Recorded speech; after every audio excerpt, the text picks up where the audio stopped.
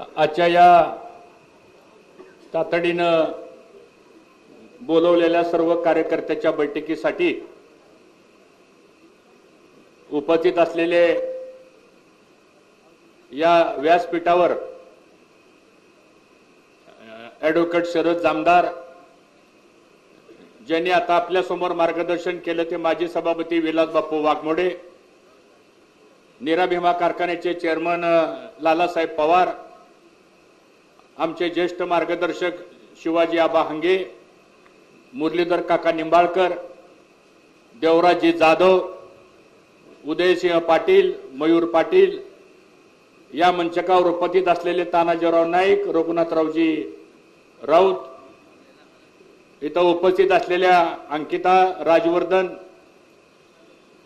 आणि सगळ्याची नावं घेणं शक्य नाही, पण गेले 2 महिने झालं विकास आघाडी म्हणून जे आमच्या युवकांनी या तालुक्यामध्ये जे रान पेटवलं ते सगळे विकास आघाडीचे तो उपस्थित सर्व आमचे युवक सहकारी तालुक्यातून नुसत्या निरोपावर काल संध्याकाळी 6 वाजता आपल्याला निरोप मिळाला की उद्या सकाळी 10 वाजता आपल्याला दूध संघाच्या परिसरामध्ये जमायचंय।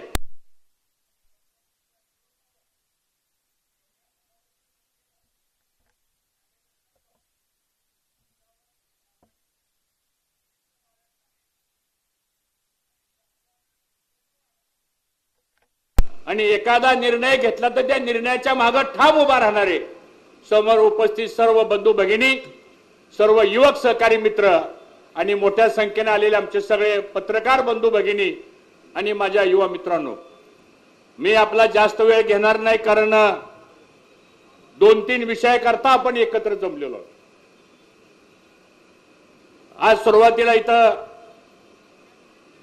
उल्लेख केला पाहिजे, कैलासवासी भाऊंच्या प्रतिमेला या ठिकाणी अभिवादन करतो, कैलासवासी घोलप साहेबांच्या प्रतिमेला अभिवादन करतो आणि ह्या आपल्या 2 नेत्यानं या इंदापूर तालुक्यामध्ये एक राजकारणाची एक दिशा ठरवली। या 2 नेतृत्वानं या इंदापूर तालुक्यामध्ये सामाजिक चळवळ उभा केली। भाऊंच्या विचारानं ह्या इंदापूर तालुक्यामध्ये एक स्वाभिमानी कार्यकर्ता निर्माण करण्याचा प्रयत्न केला आणि तोच वारसा मित्रांनो तुम्ही आम्ही सर्वांनी गेले 70-75 वर्ष तुम्ही आम्ही सर्वांनी या ठिकाणी पार पाडलेला आहे।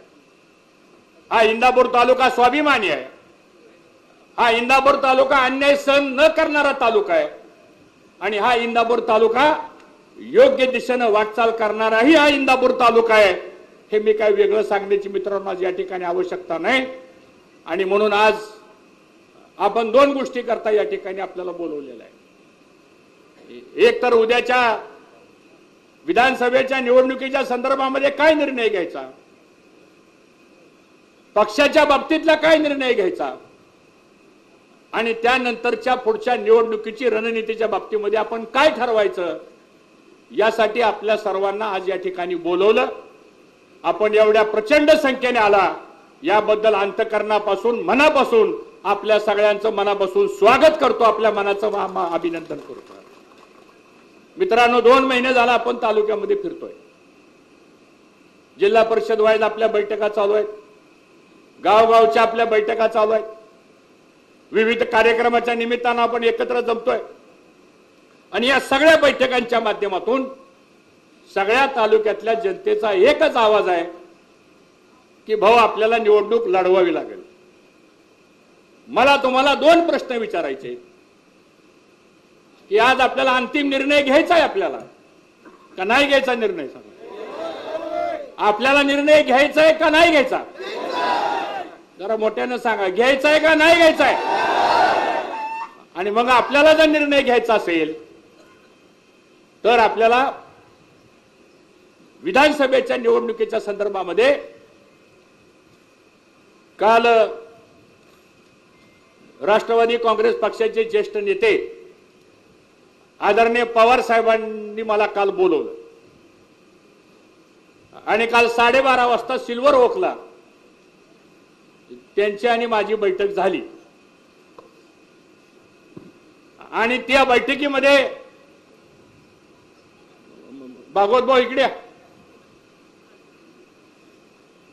त्या बैठकीमध्ये सविस्तर चर्चा झाली आणि पवार साहेब मला म्हणाले की हर्षवर्धन, तुमच्या तालुक्यातल्या बऱ्याच लोकांचा आग्रह आहे की तुम्ही विधानसभेची निवडणूक लढवा.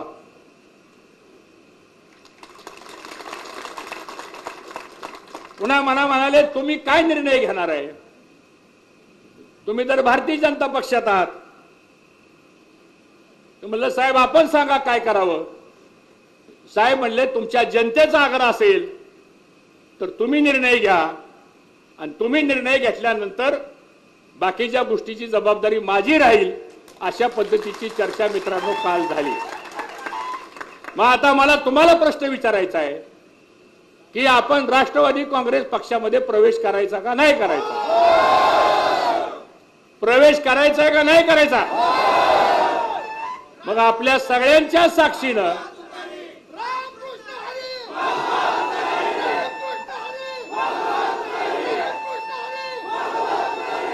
मग आज तुमच्या सर्वांच्या साक्षीनं आपली हा कार्यक्रम झाल्यानंतर सगळे पत्रकार आलेले आहेत. त्या पत्रकारांच्या बरोबर एक पत्रकार परिषद होईल आणि तुमच्या ज्या भावना आहेत त्या भावनेचा आदर ठेवून निर्णय घेतला जाईल. हे मी आपल्या सर्वांना सांगतो.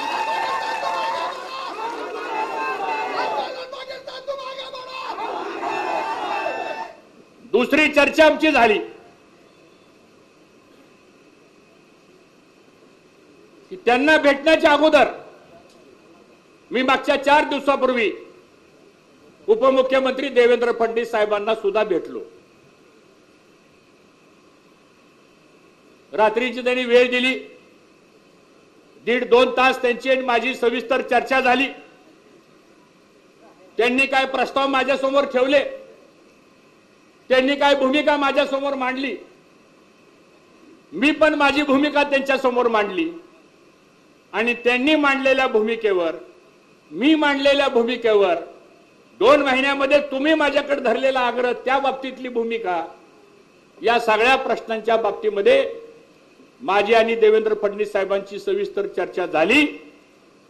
आणि मग मी त्यांना सांगितलं, साहेब मला आता माझ्या तालुक्यातल्या कार्यकर्त्याचा जो आग्रह आहे त्या आग्रहाच्या विरोधामध्ये मला जाता येणार नाही. कारण ज्या तालुक्यातल्या माझ्या कार्यकर्त्यानं गेले 10 वर्ष एवढा संघर्ष केलाय माझ्यासाठी, एवढा त्रास सहन केलाय माझ्यासाठी, एवढा अन्याय सहन केलाय माझ्यासाठी, पण त्या सामान्यातल्या सामान्य माणसानं सुद्धा मी फडणवीस साहेबाला सांगितलं, साहेब त्यांनी माझी साथ सोडली नाही. आणि आज मी जर काय तुम्ही सांगितल्याप्रमाणे काय निर्णय जर घ्यायचा म्हटला तर साहेब तो निर्णय माझा व्यक्तिगत होईल. माझ्या व्यक्तिगत निर्णयापेक्षा सुद्धा मला इंदापूर तालुक्यातल्या आम जनतेच्या ज्या भावना आहेत त्या भावनेच्या मागे मला उभा राहावं लागेल. हे मी फडणवीस साहेबांना मित्रांनो त्या ठिकाणी सांगितलं. आणि मग शेवटी त्यांनी सांगितलं, हर्षवर्धन पाटील ठीक आहे, शेवटी तुम्हाला काय योग्य वाटतं ते तुम्ही निर्णय घ्या, माझ्या पण अडचणी तुम्ही समजून घ्या. हे एवढा अर्थ समजणारा मी पण एक कार्यकर्ता आहे आणि मी जे बोलतोय ते समजणारे तुम्ही बसलेले समोरचे कार्यकर्ते आहेत. आणि त्यामुळे तिथं सुद्धा मी चर्चा करून आलो आणि आल्यानंतर मग पवार साहेबांची आमची भेट झाली. हेही खुलासा मला या निमित्तानं आपण सर्वांना प्रामुख्यानं करायचा आहे. तिसरा महत्वाचा मुद्दा असा आहे की आपला जर हा निर्णय झाला म्हणजे आपला तो निर्णय करावाच लागेल आपल्याला. तो झाल्यानंतर माझी आपल्या सर्वांना विनंती अशी आहे की शेवटी ज्या पक्षामध्ये आपण जाणार आहोत त्या पक्षाचे नेते ह्या संदर्भातली पुढची भूमिका जाहीर करतील. ती भूमिका जाहीर करण्याचा आपला अधिकार नाही आहे. आपला अधिकार एवढाच आहे की आपण सगळ्यांनी निर्णय घ्यायचा आणि तो निर्णय आपण त्यांना कळवायचा. आणि त्यासाठी तुम्हाला या ठिकाणी बोलवलेलं आहे. आणि मला असं वाटतं की या संदर्भामध्ये तुम्ही आम्ही सर्वांच्या मनामध्ये जे आहे, शेवटी त्या तालुक्याचा इतिहास काढून बघा. 1952 साली पंडित जवाहरलाल नेहरूंनी भाऊंना बोलवलं, तिकीट दिलं, भाऊ 4, 5, 6 वेळा आमदार झाले, पुन्हा भाऊ खासदार झाले. ज्या ज्या वेळेस या तालुक्यामध्ये निर्णय झाले, राजकीय निर्णय झाले, ते राजकीय निर्णय जनतेच्या आग्रहावर झालेले आहेत. मला काय वाटलं किंवा स्टेजवर बसलेल्याला वाटलं या संदर्भात या तालुक्यातले कधी निर्णय झाले नाहीत. या तालुक्यातले राजकीय निर्णय मी जबाबदारीने सांगतो, कुणाला तर व्यक्तिगत स्वार्थाकरता बघून निर्णय झाले नाहीत, तर ह्या इंदापूर तालुक्याचा सर्वांगीण विकासाकरता हे निर्णय झालेले आहेत. हा इंदापूर तालुक्याचा मित्रांनो इतिहास आहे आणि त्याची पुनरावृत्ती 1995ला तुम्हीच आग्रह धरला. मी तर 30 वर्षाचा होतो. तुम्ही सर्वांनी आग्रह धरला की तुम्हाला बंडखोरी करावं लागेल, तुम्हाला उभा राहावं लागेल. मोठे भाऊ तयार नव्हते. भाऊंनी सुद्धा जनतेचा निर्णय मान्य केला आणि 1995ला आपण बंडखोरी स्वीकारली आणि त्या जनतेच्या आवाजामध्ये महाराष्ट्राच्या विधानसभेमध्ये या इंदापूर तालुक्यातला एक तरुण कार्यकर्ता महाराष्ट्राच्या विधानसभामध्ये पाठवण्याचा इतिहास कोणी घडवला असेल तर समोर बसलेल्या बहादर लोकांनी केलेला आहे. हे मला वाटतं या ठिकाणी आपल्याला विसरून चालणार नाही. त्यानंतरच्या काळामध्ये आपणच आग्रह धरला की भाऊ आपल्याला काँग्रेसमध्ये गेल्याशिवाय मार्ग नाही. जनतेचा आग्रह होता, आपण काँग्रेसमध्ये गेलो. 2019ला आपणच आग्रह केला की आपल्याला तिकीट काय मिळत नाही, आता आपल्याला निर्णय घ्यावा लागेल आपल्याला. आणि तुम्ही सगळ्यांनी आग्रह धरला आणि तुमच्या आग्रह खातीर मग आपण भारतीय जनता पक्षाचं तिकीट आपण घेतलं. दुर्दैवानं निवडणूक आपण जिंकता हरलो आणि फक्त 1500 मतानं दुर्दैवाने ह्या इंदापूर तालुक्याला अपयश पाहावं लागलं. ती खतखत प्रत्येकाच्या मनामध्ये आहे. 2014ची पराभवाची खतखत आपल्या मनामध्ये आहे. आणि ह्या 10 वर्षामध्ये जो म्हणून अन्याय झाला, गावागावामध्ये जो राडा झाला, समाजामध्ये जी तेढ निर्माण झाली आणि प्रशासन हे मदत करण्याच्या ऐवजी कोणाच्या तरी सांगण्यावरनं तुम्हा सर्वांना जो त्रास झाला, त्यातून मित्रांनो हा उद्रेक जो आहे तो आज आपल्या सगळ्यांच्या पुढे आलेला आहे. आणि म्हणून आज तुम्ही म्हणताय की भाऊ आपल्याला निर्णय बदलावा लागेल. मला असं वाटतं पक्षापेक्षा नेत्यापेक्षा सुद्धा लोकशाहीमध्ये जनता श्रेष्ठ आहे आणि जनता जे सांगेल तो निर्णय राज्यकर्त्यांना घ्यावा लागतो. अशा प्रकारचा इतिहास हा इंदापूर तालुक्याचा मित्रांनो आपण पाहिलेला आहे. आणि म्हणून मी अधिक भाष्य काय करणार नाही.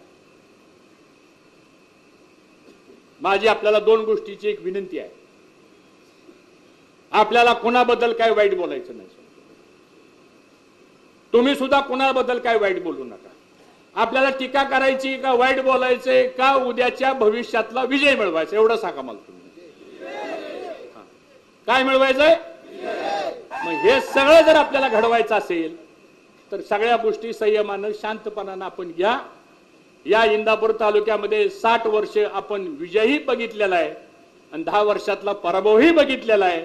या इंदापूर तालुक्यानं 35 वर्ष मंत्रिपदही बघितलेलं आहे, खासदारही भाऊंच्या रूपानं बघितलेलं आहे.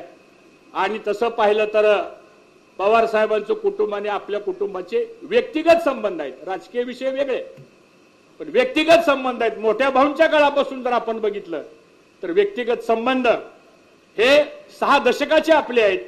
आणि म्हणून राजकारणामध्ये प्रत्येकाचा निर्णय वेगवेगळ्या पद्धतीने त्या काळामध्ये झाले असतील, पण व्यक्तिगत संबंधांच्या बाबतीमध्ये सुद्धा कधी आपण टोकाची भूमिका घेतली नाही. कारण आपण संस्कारातनं वाढलेली माणसं आहोत, आपण सुसंस्कृत पद्धतीनं वाढलेली माणसं आहोत.